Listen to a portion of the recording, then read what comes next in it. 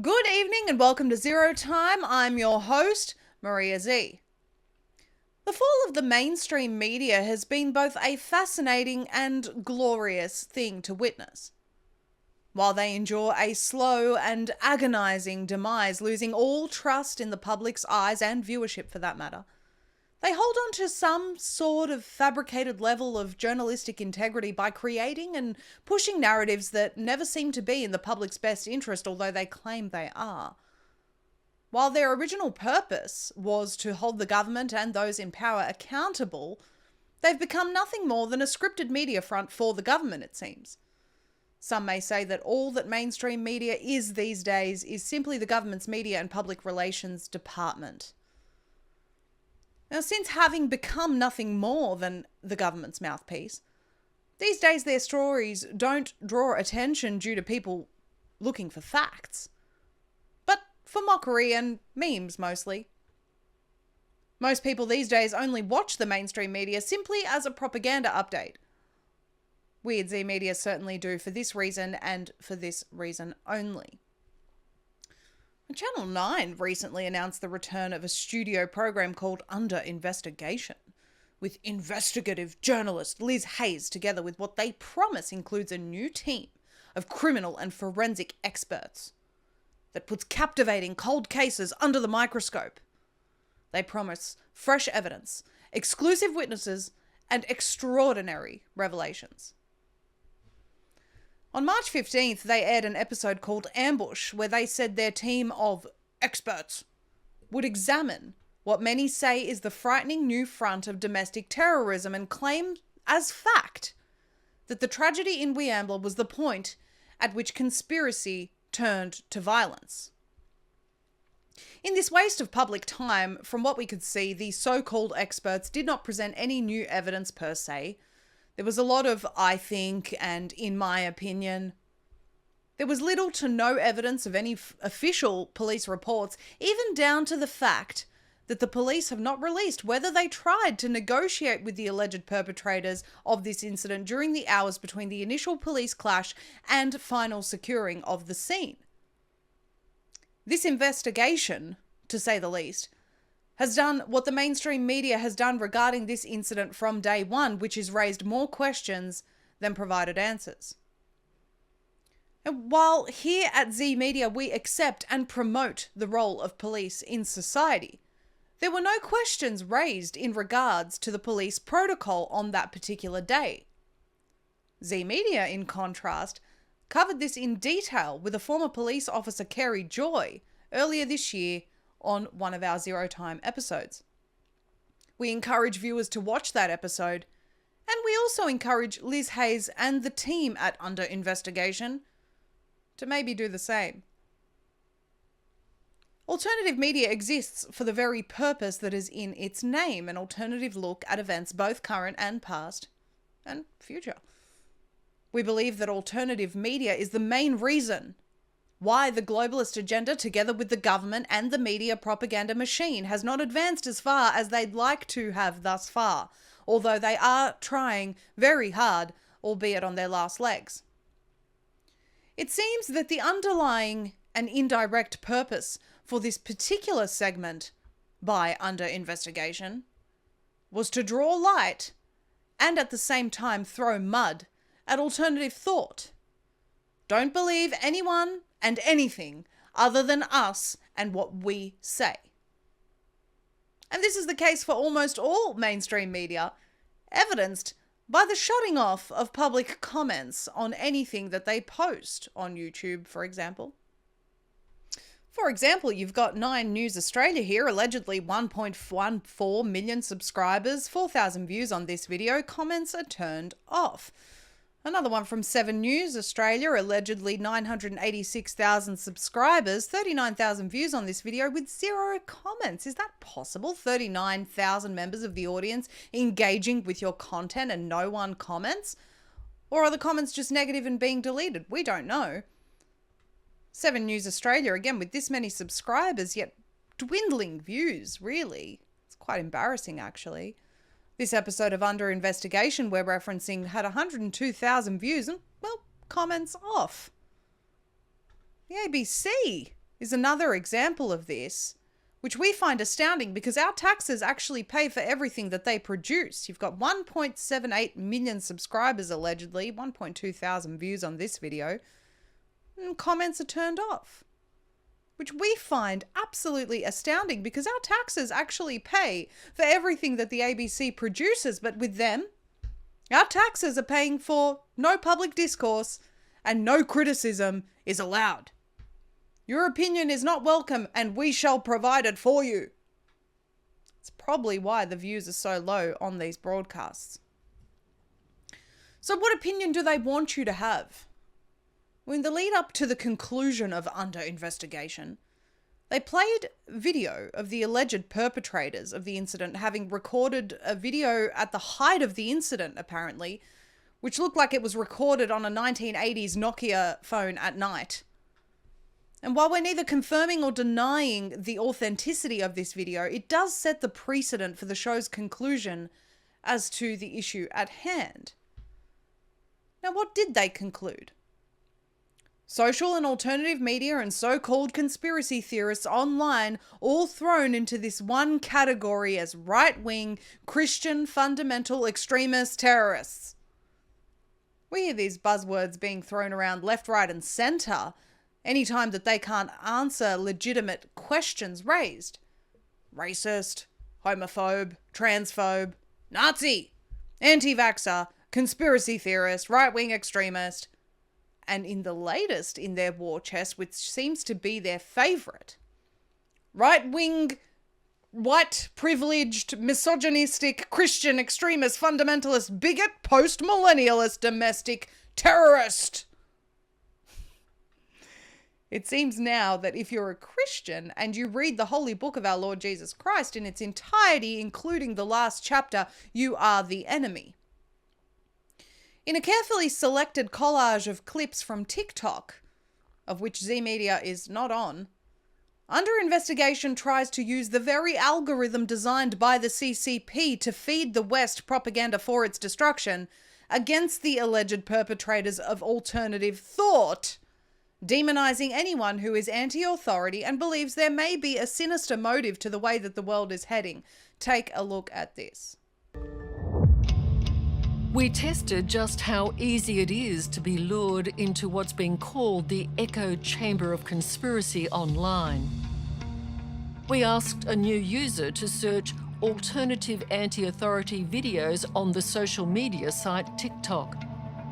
The app's algorithm, noting the activity, began recommending similar videos, telling of demons, the disruptor called Satan, and evil institutions there's a secret government that would cause the collapse of society, and warning that the apocalypse is coming. Is God speaking to us? In less than an hour, our users' feed was filled with extreme conspiracy theories. The Australian military is training to turn against their own citizens, essentially. We had, in an alarmingly short time, created the echo chamber. If you're ready for the return of Jesus, like and comment below. Come Lord Jesus, come. Like, follow, subscribe for more. Hey Mum, I'm on television. But on a much more serious note, there is a very real undertone within this entire broadcast that Christians and anyone who disagrees with or even questions the government and their media and public relations department, the mainstream media, are conspiracy theorists and a public risk to social cohesion, a term they used within this piece. We find this very disturbing and distressing, as this constant attack on Christianity and any dissenting opinions is being perpetrated by these factions of the New World Order. Where is this leading to? Random stop and strip if you're in possession of the Bible with and including the last chapter? Off to the gulag for re-education like they do in China? That's a real thing that happens over there. And we know that Klaus Schwab says that he's penetrated the world's cabinets and he loves the way that China runs their government. And we have multiple alleged CCP agents working within our own government in Australia, and many politicians, some disclosed and many undisclosed, aligned with the World Economic Forum. So is it really a stretch? to say what we just have, where this is leading. What are they really trying to achieve here? Now, again, the opinion of the mainstream media is really irrelevant, but it does represent the growing opinion of governments aligned with the World Economic Forum worldwide. Obey us or else. But as far as this so-called investigative program by Channel 9 goes, it really was yet another failed attempt by the mainstream media to shed light on the truth tellers and call them liars. It's projection, really. So what did this so-called panel of experts and investigative journalists uncover? Well, nothing really, other than opinions, theories, and more questions than answers yet again. An absolutely disgusting attempt, really, to twist the most righteous book on the planet that calls for turning the other cheek while society is being inverted by these people. Christians are evil, but trans rights are human rights. Love thy neighbor is evil. Don't talk to your neighbor. You may spread a deadly pathogen, virus, is right. Protest trans rights, but don't protest men in women's bathrooms or sports. Protest toxic masculinity because it's evil, yet let's do some drag queen story time for the kids. Traditional family values are evil, but minor attracted persons correctly referred to as pedophiles should have the right to love whoever they love, including underage children. The slippery slope has been set in motion with this attack at the core of society's actual cohesion. The foundation which it's been built on, which is the teachings and the practices given to us by Jesus Christ. And he is who they hate more than anyone, along with those who believe in him. You have to ask yourself, why is that? We'll be right back with more after this short break. The New World Order has openly declared war on the free people of the world, and now they're telling us to expect catastrophic cyber attacks over the next 2 years. Weather events, no power, grids down, mobile cell services out. Contact your loved ones anywhere, anytime with the satellite phone store. The Bivy is a revolutionary GPS-based device which allows you to send SMS messages via your phone even if you have no mobile or cell service. Galileo will ensure you always stay in contact with Zeee Media, other trusted information sources, and your loved ones that can update you in real time in the event of an emergency. Don't be caught out and unprepared for the unprecedented times we are living in. Stay 10 steps ahead through secure, encrypted communication. Visit sat123.com/Maria and prepare yourself and your loved ones now. While here at Zeee Media, the point is not to talk about us. We think this next story is relevant to all Australians and people all over the world, really, because you could be next. In January of this year, we interviewed Jeremy McKenzie, a military veteran who was debanked without warning and explanation by Nova Scotia Bank.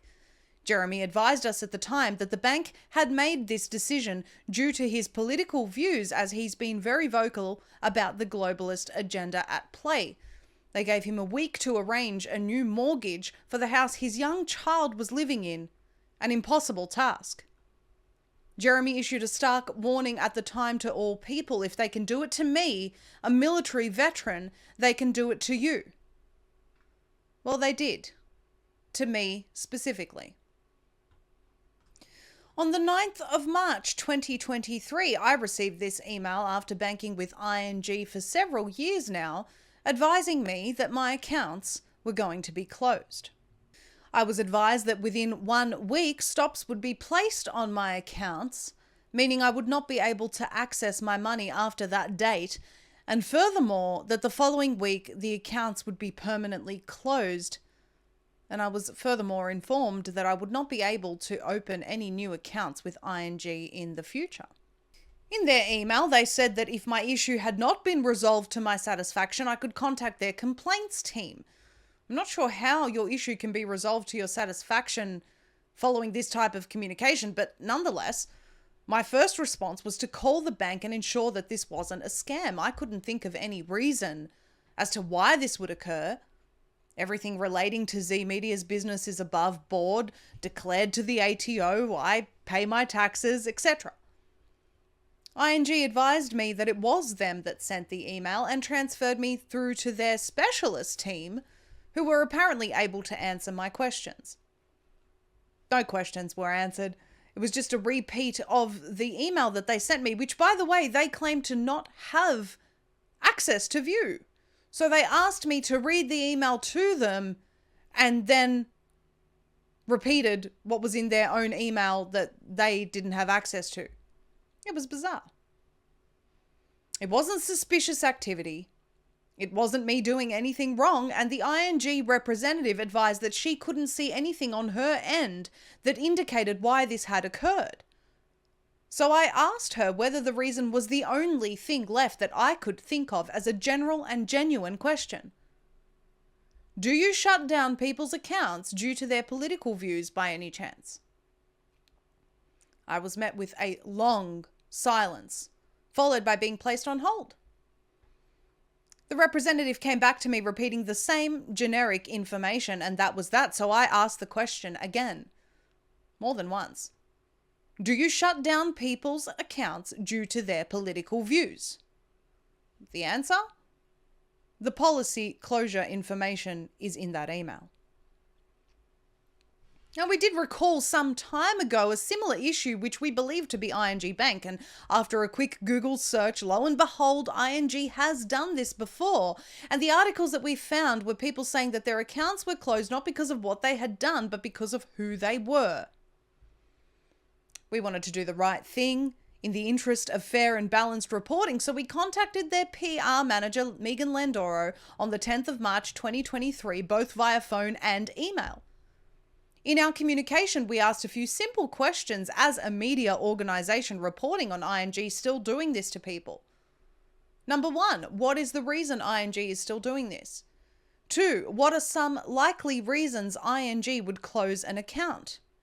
3, why are the complaints resolutions team touted as specialists unable to provide a reason as to why this is occurring when customers call them for an explanation? 4, does ING close people's accounts for their political views? We also asked, as a further opportunity for comment, would you like to provide any further information or comment on ING's recent anti-money laundering case with Austrac? The response we received? We're unable to discuss any account closures due to customer confidentiality. Our public statement regarding ING entering into an enforceable undertaking with Austrac can be found here. And they so graciously provided us with a link to that public statement. Perhaps Megan would answer me if I told her that I am the customer and the questions pertain to my debanking in particular. So I sent a new email specifying this and received no response. We'd like to invite ING Bank at this moment to comment further at any time. A quick search on the World Economic Forum's website shows ING Bank as one of their partners. Now, we can't say for sure that our extensive reporting covering the World Economic Forum's plan for the enslavement of humanity and ING's links to them are the reason for my debanking, but it certainly is a possibility. We're also not saying that the timing of this Channel 9 hit piece coincides with my debanking, but it does beg the question, are the mainstream media and the banks colluding to silence anyone that dares to tell the truth? Is this a conditioning tool? Right now, we still have some sort of freedom of speech, but as you can clearly see over the past 3 years, this has been under attack. If you dare to say anything that disagrees with the government or the globalists, the first step was to censor your speech by cancelling you online, banning your accounts, shadow banning you, effectively shutting you out from the public square. This happened to doctors and Stanford University professors too, by the way. Then this was followed by the next step, which was labeling you a potential domestic terrorist, as we can see with the slander pieces in the media, and now shutting you out of the economy. We saw this even during the trucker protests in Canada with people's accounts being frozen. For now, these are warning shots. But what will this look like in future if CBDCs are brought in along with the social credit score system that they are desperately trying to import from China? It's been very successful there in controlling people's behavior. Well, in light of the current banking crisis, with more than 200 smaller US banks reportedly currently at risk and an unknown number of smaller banks in Australia at risk, the likely outcome is that eventually the bigger banks will take over the smaller banks, forcing people into a monopoly of sorts. Those bigger banks will eventually implement CBDCs, voluntarily at first, of course, and then eventually give people no option but to trade in CBDCs exclusively. This plan for central bank digital currencies is to eventually eliminate cash and be able to track every single purchase you make in line with the United Nations Sustainable Development Goals, including zero meat and zero private car ownership as their ambitious goals for 2030, to name a few. And should you step outside of these parameters that are set by those that seek to control every aspect of your life and limit aspects of your life, by that point, there will be no option. The CBDCs will enable them to shut you off from society completely, possibly even permanently. No ability to pay your bills, feed your children, keep a roof over your head, or survive if you dare disagree with those in power. That's how dangerous this is. And the example that we've just described to you, my personal case, is just the beginning. In similar news recently, we've seen the fall of some banking institutions like SVB, Signature Bank, what they call rural banks, feeling the pinch with a loss of confidence from people and investors worldwide. Even financial institutions and small to medium-sized banks in Australia are starting to feel the effects of the flow-on from these international financial incidents. So what is the current state of the banking crisis and what can people do about it? Peter Hobson from Gold Bullion Australia Group joins us now to discuss. Peter Hobson, thank you so much for joining us today. It's great to have you.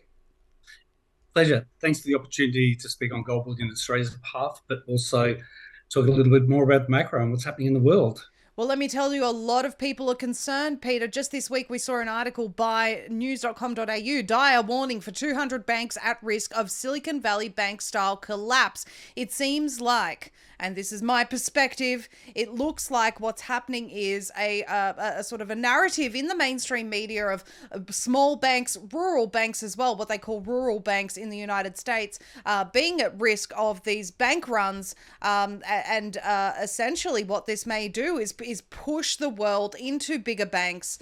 And I think personally, not having smaller banks around is quite catastrophic for the world. But let's talk about that. So what we've seen with Silicon Valley Bank, let's start there. What is going on, Peter?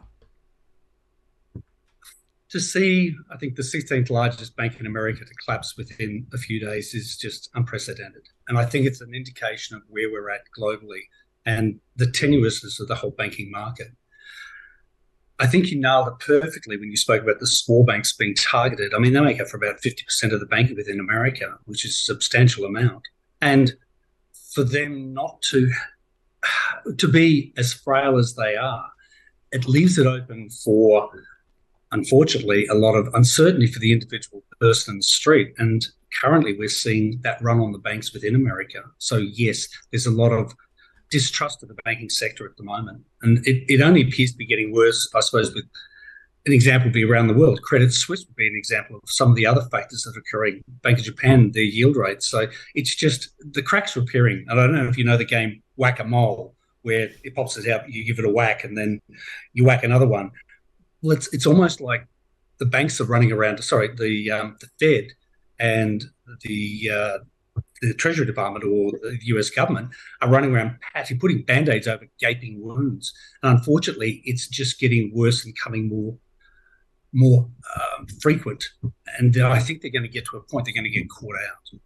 I think you're right. It is definitely a system that can't go on the way that it is. Governments putting themselves into further and further debt, and mind you, bailing out banks like SVB or financial institutions like Silicon Valley Bank, which, by the way, had a lot of big investors in it. It certainly may not be the case for the smaller guys, which have everyday people in it, but the ones that get bailed out are bailed out by the people. So again, the people lose out. Absolutely. So with that bailout for SVB, it's kind of interesting because so many deposit had funds way above in excess of the 250 cap. And it's like the big guys looking after their own. That's probably the best way to describe it, as opposed to the smaller let's call it community banks that have, again, a large holding, but I don't see them being cared for the way that SVB and their crew were. Well, it's very much a situation like we saw during the lockdowns, for example, where big businesses were seen as essential and needed to be supported and stay open, but mum and dad businesses, corner stores, maybe your local fruit and veg shop wasn't essential. So it seems like those that are in power, or the big guys, the ones with a lot of, interest in the globalist system, end up getting bailed out. And of course, at the cost to the people, in this case, the US taxpayer. I want to talk about Credit Suisse now, Peter. What's going on there? Because this is huge. We're just reading now this week that they're about to be bought out, or they have been bought out by UBS, the rival to Credit Suisse, at a fraction of its current market value at $2 billion. Crazy. I think the initial offer was 1 billion and they upped it to 2. They felt it was too low. And I think the whole transaction is occurring without shareholder approval. It's being pushed through by the Swiss government.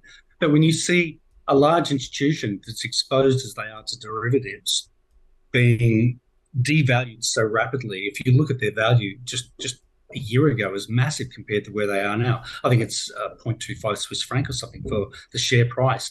So this is a crazy time. Now, it's not just Credit Suisse, it's most of Europe. There's a lot of European banks where the cracks are showing. And so with some of the other countries in there, the pigs, which no one's really mentioned for a long time, Portugal, Italy, Spain, Greece. So it's not going to fare well, especially when we've got the ECB just increase a 50 basis point increase for their rates. And we see the States. Going to be interesting. I think it's later this week. We'll see a decision. Thursday, our time, we'll find an answer what the Fed's done. Is this that pivot everyone's talking about? Are they going to cease? Are they going to go up a small amount, or are they going to reverse? Unlikely. But it's going to be interesting where we all head. So what it is, all it's doing is the increasing interest rates are putting pressures everywhere on the system. It's already under massive stress.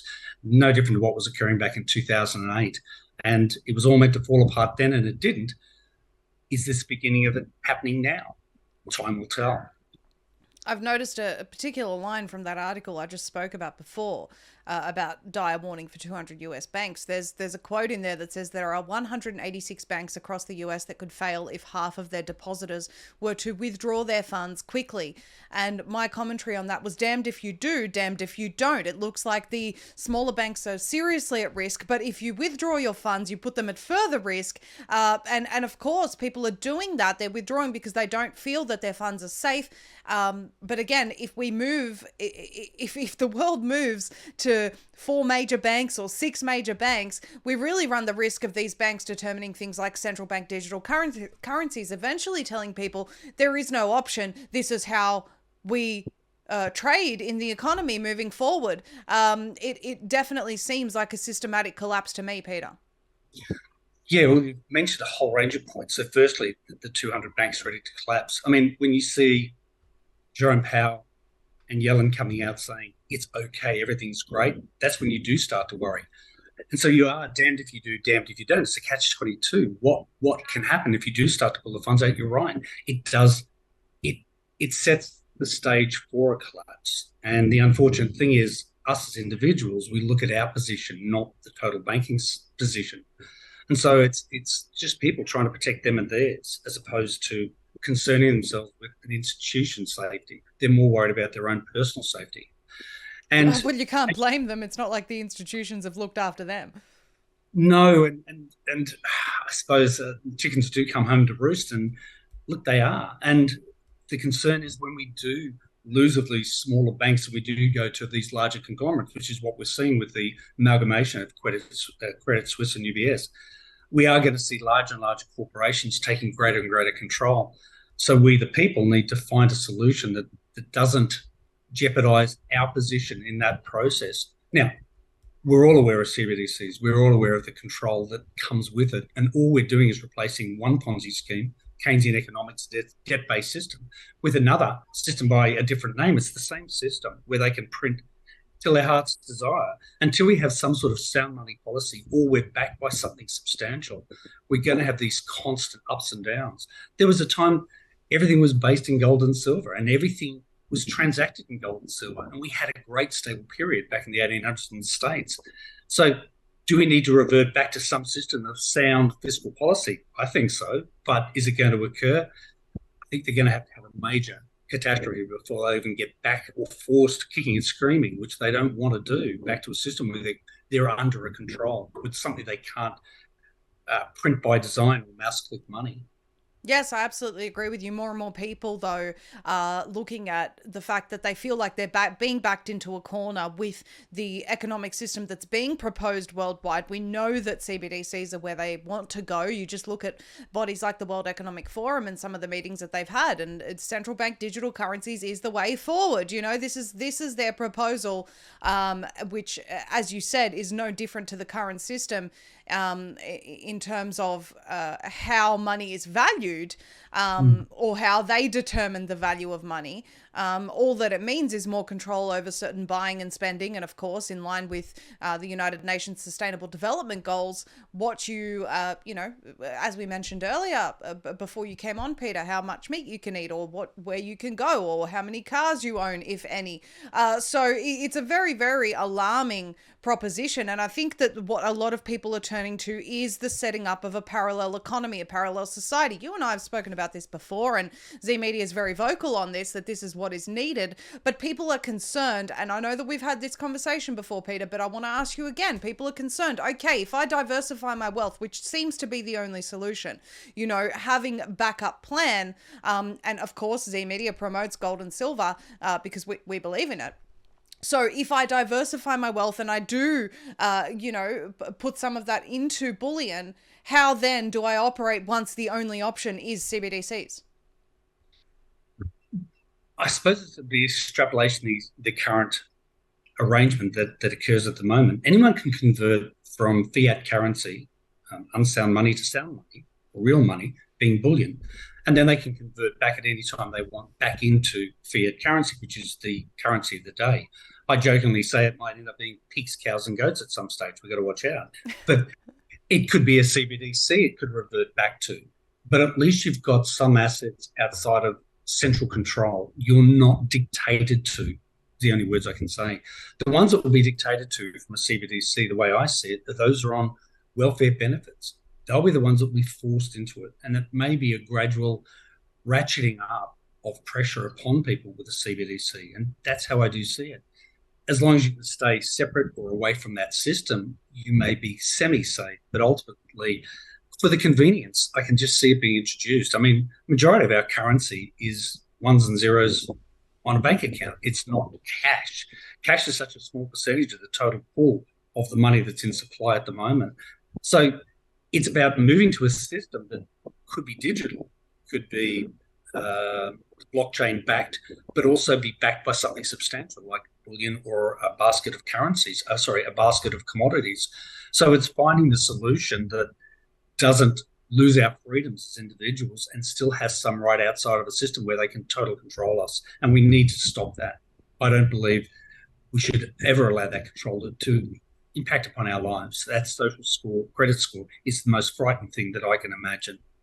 I absolutely agree with you. And, in our last interview where I visited the Gold Bullion Australia new office in Sydney, we spoke about, for example, in Venezuela, where they pay for haircuts with gold shavings. I've been talking about that interview ever since because it really is an example of how people then have to find other ways of surviving outside of what's proposed to them. I certainly won't be controlled by a social credit score, and I won't be part of a system that determines my behavior based on how I'm expected to behave and isn't necessarily the best thing for society. And this is a deeper conversation, Peter, but ultimately the freedom in having another form of currency or another economy is definitely what a lot of people are leaning towards right now.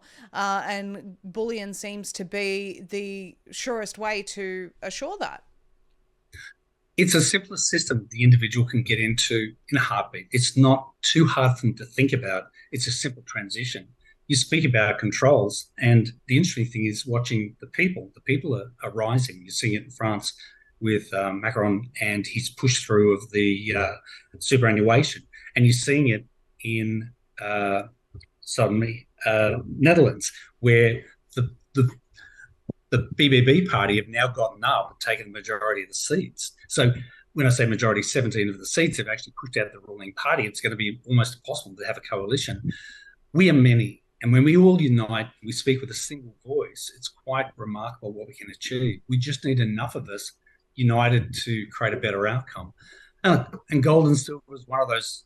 It stood the test of time. We said 5,000 years, the last 2,000 years, definitely. It's going to hold a position of wealth for you, the individual. And so for us, we're crazy busy. This has gone beyond the States. It's now in Europe. And we look at Bank of Japan, the pressure they're under and their yield control. So even in Australia, people are converting to a certain amount of their percentage of their wealth into bullion in a preparation, just as a hedge or a safe position. Remember we spoke about no counterparty risk. The bullion is its own value. There'll always be a way to exchange it. It is a store of wealth. It will hold up under pressure, and you can convert it back to whatever that currency would be on that day. So I just see it as the simplest solution.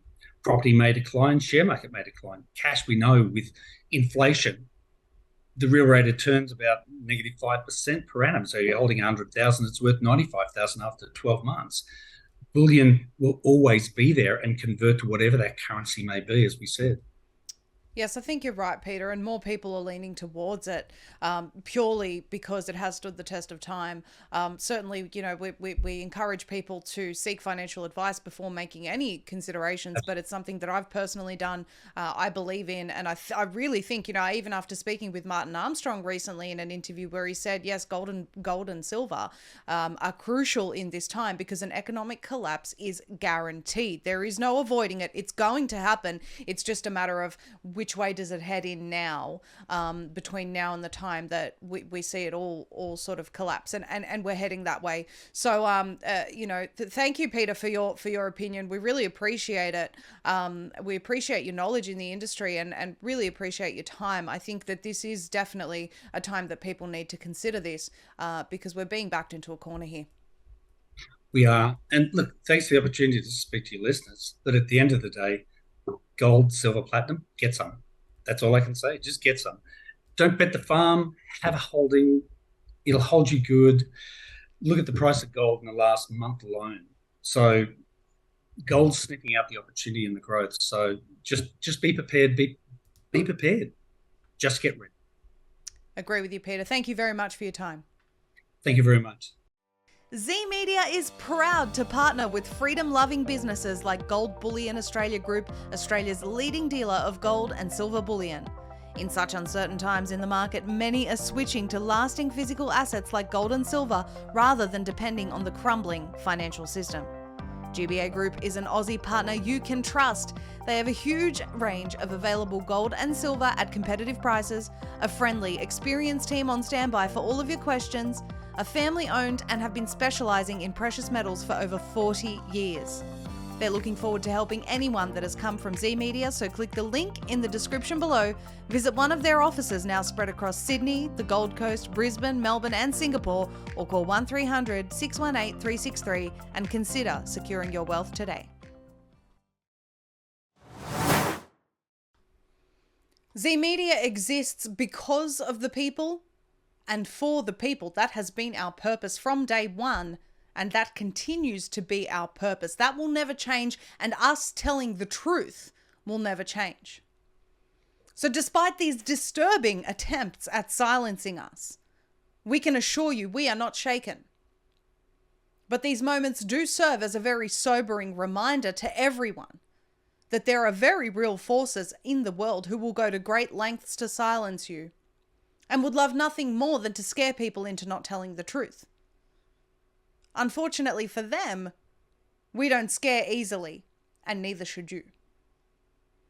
Remember, nothing shakes a liar more than someone who is willing to tell the truth.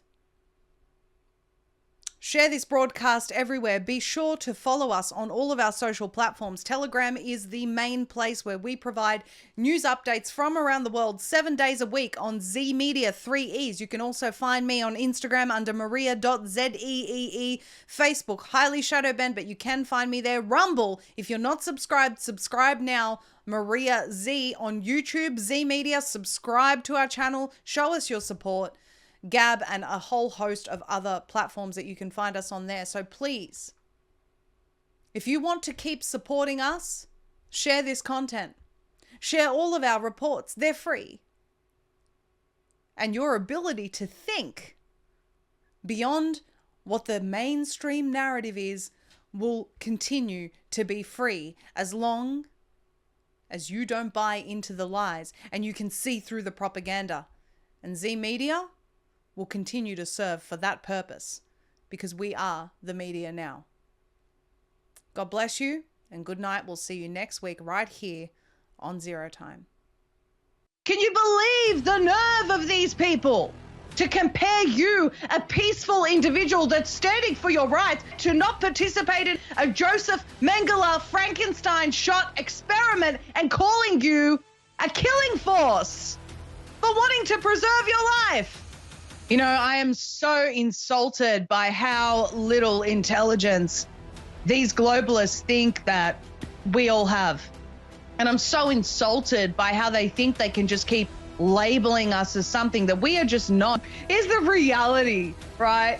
This is for Bill Gates. This is for Schwab. This is for BlackRock, the Rockefeller. This is for all of you, right? The fact that you have to go to this level of propaganda just proves how weak you are. You are weak. You are pathetic. To have to go and label people as extremists and worse than terrorists because they don't want your death shot, that just shows weakness. That the masses are waking up and they are on their last legs, having to fight for dear life with pathetic propaganda. Conspiracy realists who are reporting and exposing your evil global satanic agenda, you disgusting piece of scum.